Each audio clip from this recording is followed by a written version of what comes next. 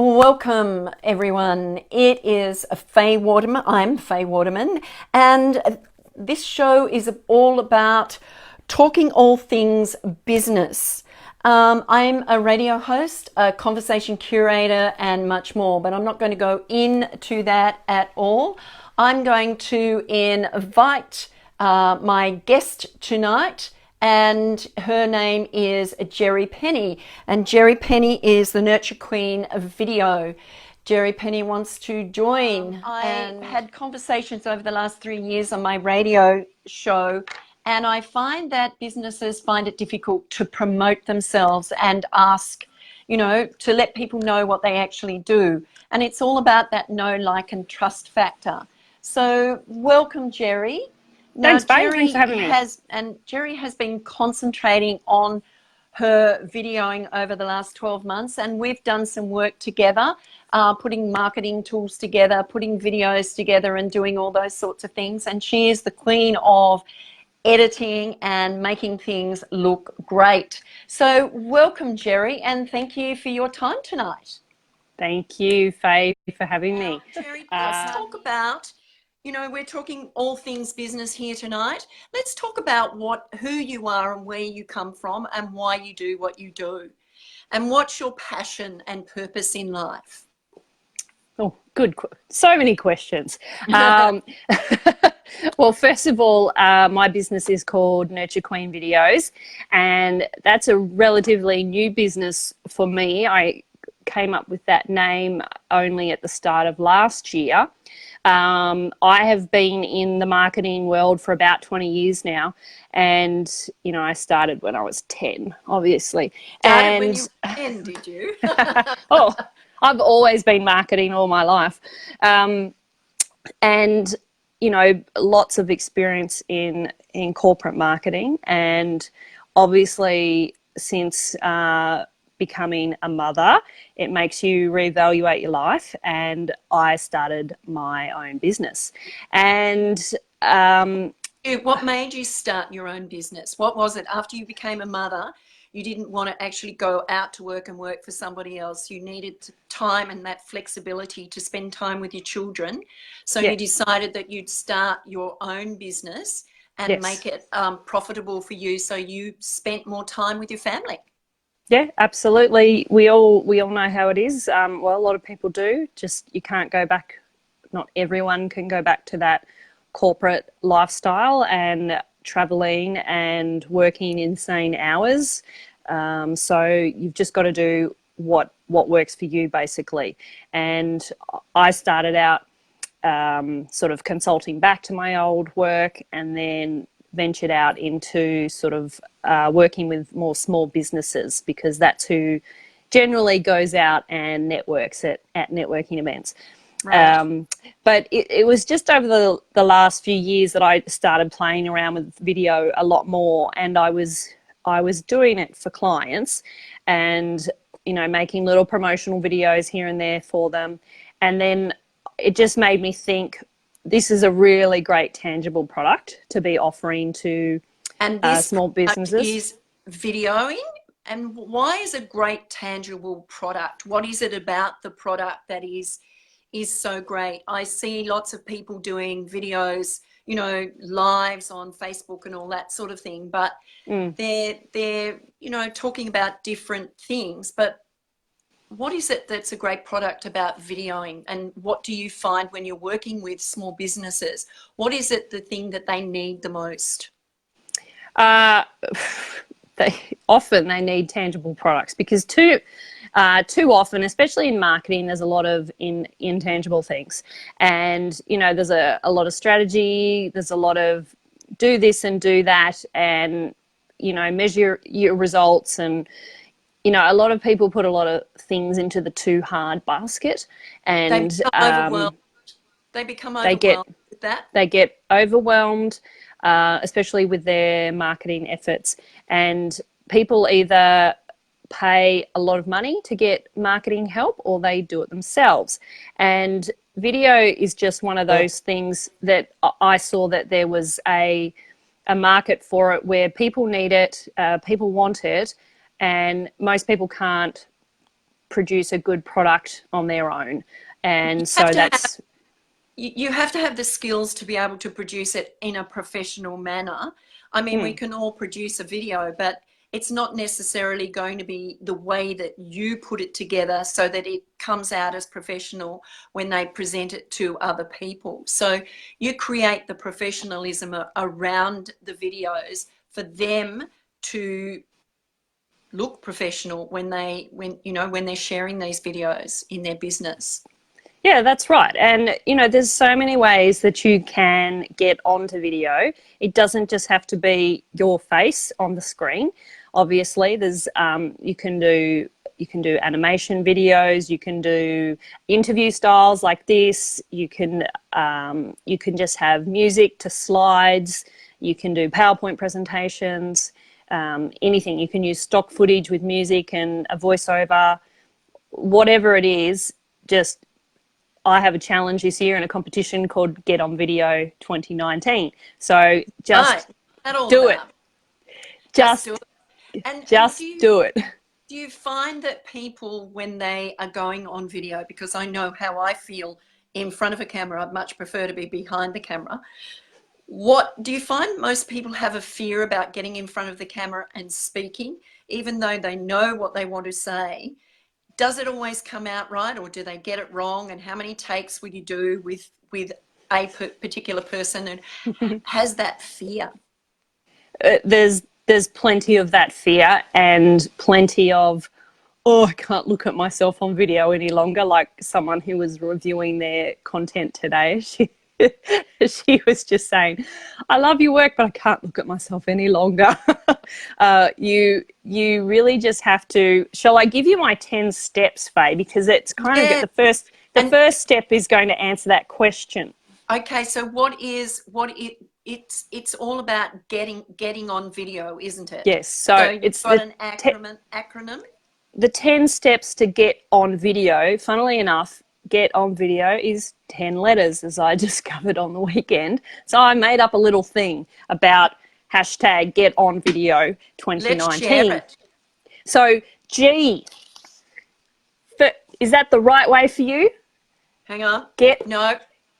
Oh, it's not. It's backwards. Get over it. So just read it. Get over it and get on with it. So it's obviously backwards. We tested this before and it wasn't backwards. And it wasn't backwards. Okay. Because I'm on selfie camera. Get over it and get on with it. So basically, get over yourself. We all hate our own voice. We can't stand it. We don't have that sexy voice that we hear in our head. It's another voice altogether. It's a foreign voice. And but guess what? That's the voice that everyone knows anyway, except for yourself. So get over it. That's what I had to do when I first started on radio, is get over listening to myself, because I thought, I don't want to hear my voice. I can't stand it. But now I've heard it so much, I don't even take any notice of it anymore. So, okay, what's your next step? So, yes, as well as gain confidence. That's another G. Okay, so backwards again. E, entertain and educate, okay? So entertain and educate, right. Yes. So it can be entertaining. Try and always make it entertaining. If you are boring as sin, then get someone else on camera, okay? Or make something that is entertaining, like an animation video. But make sure you don't have to do it yourself, do you? You can get someone else to do it for you. Absolutely. Or, absolutely. Your videos can have your voiceover, but you can then have rolling text and all sorts of different information that is there for them to use on their videos, isn't there? Yeah. So just always be entertaining if you can, and always be educating. And like I said, you don't have to be on the video. You can use talent as long as you are getting an educational message across. No one's going to watch a video unless it's an ad that is a complete sales pitch. So we've got a question here from Tara. Hi, Tara. On a boring topic, what do you do to create some entertainment when you're talking about a boring topic, especially on lives and things like this? How do you make it more exciting?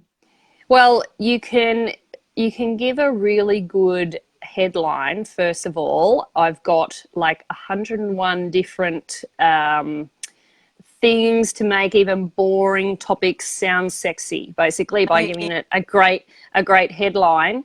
But you know, you could do it. You could talk about the problems, or you could talk about a real life case study or something like that. Because sometimes stories about a really boring thing are less boring. You know, even if you might think they're boring, but they're not boring because it's something that you do all the time. But what you've got to focus on, I think, if you think it's boring, what is the issue that what is the problem that you're solving, and talk more about how you solve the problem instead of the problem itself. So bringing it to the fore so that people understand that the problem can be solved. And you can do it for them. Like you were talking now, you're solving the problem for them by producing a video and creating all these great things on the video for them to promote themselves and come across as a professional. Yep, that's right. What's your next? Great question, Tara. We'll send you these 101 tips. The next T backwards is talk or teleprompt. And also titles, subtitles, okay? So talk about the teleprompt. What do you mean by teleprompt? Okay, so on a video, like let's say it's a vlog style video, which is one of the most common ones that I film myself, and for other people, I mean, in my pop-up studio, is they either talk off cuff or they use a teleprompter. And a teleprompter is an iPad that sits under the camera, and it scrolls up at the speed that we set it up, and it looks like you're actually looking at the camera, which I'm not doing now. I'm going to stop looking at myself and look at the camera. I just can't stop looking at myself. Yeah, so either talk off cuff. If you are going to talk off cuff, be very confident about what you're going to say, and at least have some bullet points or some kind of reference to what you're going to talk about to keep you on track. Because the last thing you want, Faye, and we know this very well, is a video full of ums and ahs. It's very easy to over and over and but and so and yeah, nahs and everything like that in the video. And all these things that I have to edit out of podcasts. All the ticks and things like that. So all the sounds, don't you? Every sound that's made in the background is picked up on it, and you've got to be able to edit all that out. And sometimes that's quite difficult and very time consuming, isn't it? Yes, absolutely. Okay, what's the next one? that's your T, and always to have subtitles. There's your other T, because 85% of videos are watched on silent. So get subtitling. Right. Here's my paper. Open up and be honest. Open up. Okay? Get people to know you, basically. And this is where Faye knows all about this with her KLT club. Get to build your KLT factor. What's that, Faye? Know, like, and trust, and then people will want to do business with you. And this is what this is all about. It's sharing businesses and people getting to know, like, and trust the people that I have on this show. And you will then say, well, I want to do business with them, because you get a feel for them. And so it's all about the know, like, and trust. People want to open up about yourself. Let people in, let them ask questions, let them know your personal story, because stories sell and people buy people. So open up. And honesty. Yep. Yeah. And that's what I said. Open up and be honest. Yep. Next one. N, from the Nurture Queen herself, nurture your audience. Okay. And how do you nurture your audience? What sort of things do you do once you've got a video up and running? How do you nurture your audience? What is it that you do? The best thing you can do to nurture your audience through video is to actually find out what they want to know and give it to them, basically. Hopefully for free or something like that. It just depends what you're offering. But you know, one of the ways that I try to nurture my customers is by once a week, or even my non-customers, once a week, just offering a complimentary Zoom call where anyone can jump on and just start asking questions, and we brainstorm their business in regards to using video. And Yeah. I keep it open every week and just say, I'm leaving it up to you guys, what would you like to talk about this week? And we just let it go where the conversation needs to go. But it's very important, obviously, to nurture your customers in anything and everything that you do, because, you know, it costs 10 times more money to recruit a new customer than it does to keep your old ones. And I'm a big preacher of the leaky bucket. So, you know, you spend all this money putting new customers into your bucket, and then eventually some start to leak out. And most businesses just keep pouring more money into getting more new customers, but they don't try and plug those holes in their leaky bucket. And you plug those holes with things like relationship marketing and nurture marketing. So nurture. Yeah, and I was having a conversation with a lady today who was talking to someone in their business, and they said, you know, you need to nurture your clients, and they said to her, what do you mean nurture them? And once he said, well, I'll give you that job. And once she started nurturing the clients, he was overwhelmed with people coming back to him to, you know, do more work for them. So it is all about nurturing. That's what you're all about. Absolutely. So the next one, we've done get and we've done on. So now we're up to V for video. Right. Value add. And what do you mean by value add? Always be adding value, okay? Right. To everything that you do. All of your content marketing should always be adding value to them. Can you give some examples?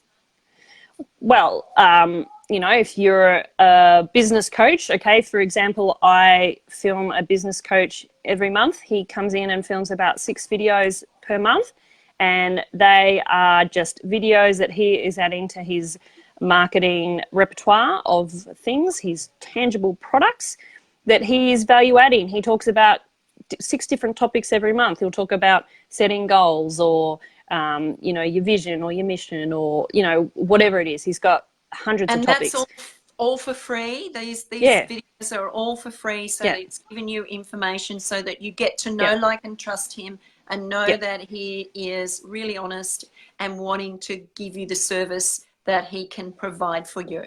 Yeah. In fact, I can't think of any video that I haven't filmed that the people aren't adding value to their customers. I filmed a naturopath, and she filmed 23 videos in one day, and all of them were giving great value, like thousands of dollars worth of value. I got so much great knowledge out of just being behind the camera. It was amazing. So, and none of that content is sitting behind a paid platform. It's all free content, basically. So But I mean, you would be getting to know these people as you're videoing them. You know, you're getting to know them. So therefore, what you can do also is give them advice on how to present themselves and what to look for when they're actually wanting to do a video, and being really aware of all the things that a video can pick up. It's all about your voice. It's all about your presentation. It's all about your body language. It's all about those things that you can give them tips on to say, okay, watch this. This is what you need to be conscious of. And I mean, you'd video some of the things over and over again to get it right, wouldn't you? Some things, but once people have a few goes, they really, especially if they have a script, they get really good at it, and sometimes it's just all done in one take. Just depends. But you create that comfort for them. You create that surrounding, which is creating that comfortable environment where they can sit and not feel judged or threatened, and they can just speak like they're having a conversation, like we're having now. Like we are having now. What am I up to? I'm out of order here. Up to I set your backwards intention.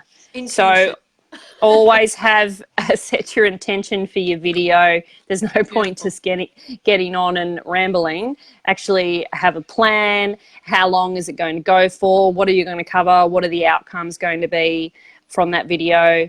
Just set a nice, simple intention, and always be thinking about what the call to action is going to be at the end of it. Never leave it hanging without telling people how they can contact you or what to do next, what the next step is. It depends on the video. It could be Yeah. a video for a series of landing pages, you know, and it's always taking you to a next step in the funnel. So just set your intentions for them and stick to it, basically. Yeah. Yeah, and So intention is the really important part. Why are you putting your video together in the first place? What is it? What's the purpose of it? And who is your target market? So thinking about when you're, you know, putting your text or your content together, who am I wanting to attract from this video? And how do I want to present myself? And that's all about looking at how you present yourself. That's you know, your voice, your body language, but how you dress and all those sorts of things as well, isn't it? yeah, yep, absolutely. So next we have the D in video. We have, what have I got? Dedicate and diarise. So dedicate to doing the video, to using the medium. There's no point in just doing a video in February and then you don't do another one until the next April, you know, I can't a get bit that. later.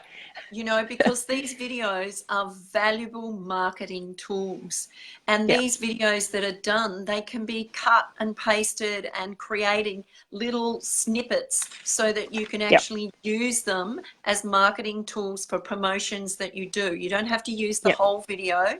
We as a team can put, you know, cut it up, chop it, and create the marketing tools that. And Jerry's the expert in this, so she does the hard work. I just coordinate. So so dedicate and diarise. So make video part of your marketing calendar for the whole year. I usually do this in a talk that I do. We do a planning sort of calendar for the year and think of the you know, the special things that are coming up in that year. So someone might want to do a video about, depending on what they do, of course, they might want to do a video around Mother's Day or Valentine's Day, or, you know, that it might be seasons, it might be the winter solstice, who knows. But actually diarising sort of certain events in the year and always thinking of opportunities for when you can be making a video. I've been meaning to make a video down at my new Officeworks, the biggest Officeworks in Australia, next door to me, and I'm so wrapped. They've got this wall of recycling boxes that you can just go and dump all different sorts of rubbish in, like, you know, batteries and technology and phone charging cords and all sorts of things that you can take in there. And I get a little bit excited when I see recyclable things. So I've been meaning to make a video at Officeworks and show people around my new HQ, as I call it. That's my new meeting point. I was a bit disappointed they didn't put in meeting rooms though. That's great. So what's your next tip? The next one is E for export. Okay, when I finish a video, when I finish a video, and when it's all done in the program, I hit export. But what I mean is to export your content into multiple forms, okay? Repurpose your content. So when you start with video, you can turn that into audio. So all of a sudden you've got stuff that you can put on your podcast, which is what we do for you, Faye. We actually we actually do the reverse with you, and we turn your podcast into videos just to have a presence on YouTube and things like that. And you can use transcription tools. So you can use Rev, you can use Otter. Otter's a great one for just uploading an MP3, and don't upload the video. It takes too long. Convert it to an MP3 first, upload the audio, and it spits you out a Word document. It's so much better than getting it transcribed word for word. And the tools on Facebook and YouTube and things like that. And it's about 98% accurate. It's very accurate. You've got to read through it and check it and fix the spelling and some grammar, but it's very good. I upload sort of, even 6-minute videos, and it's so quick, so good. OTTER otter.ai. It's a really great site, and you get lots of hours of uploads for free. And if you run out, just log in as a different user, and then you get more. Thanks for that tip, Jerry. Okay, what's your next tip? And another export is to make separate, don't forget to make separate versions for Instagram, okay? So Instagram has a square video format, and Instagram TV is a long video format. But if you've made a video for Facebook, you need someone like myself, preferably, to help you turn it into a square format. And because if you just put a subtitled video onto Instagram, first of all, it cuts it off after a minute, and it will cut off the sides. So it'll cut off any subtitles on the side, any footage on the side. And what length are you allowed to have a video on Instagram? I know it's not too long. At the moment, it's only a minute. So in Instagram TV is a lot longer, but for just your normal Instagram feed, it's up to a minute. So it will just cut it off and be brutal too. Yes. So if you've doing that.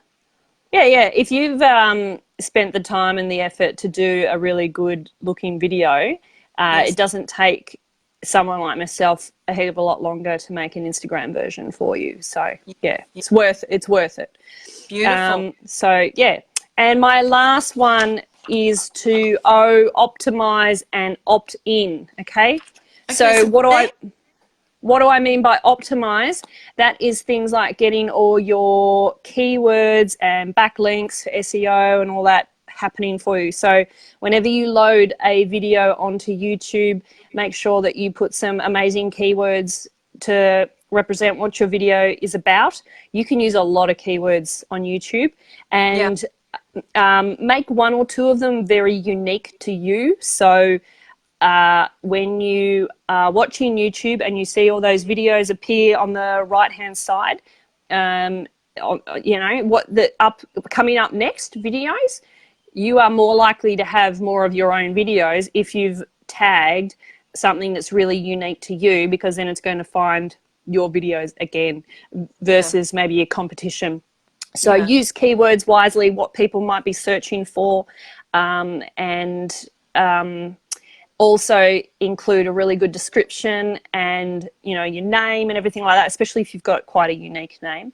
And always putting links with the HTTPS and everything back to your website, to different pages, because then that helps with your backlinks and that helps for your SEO. So the more links you have from other sites leading back to your website, that helps with your SEO. So your search engine optimization. So and another connect more with you if you're using these words and all the rest of it. So and you can help people with that as well, can't you?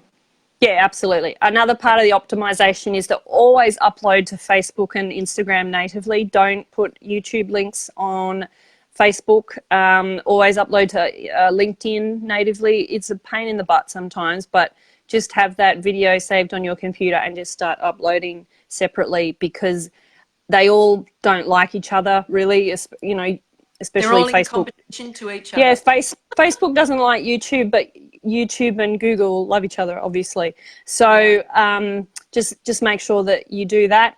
And always, the opt-in is always have some, like I said before, always having some way for people to contact you, to have a call to action, to take some kind of action at the end of the video.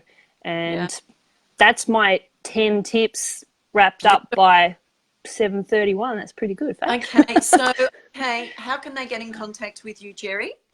Yep, at hello@nurturequeenvideos.com. I am always on the end of that. You can friend me on Facebook, like my page, Nurture Queen Videos. Find me on LinkedIn. I'm everywhere. So You yeah, are everywhere.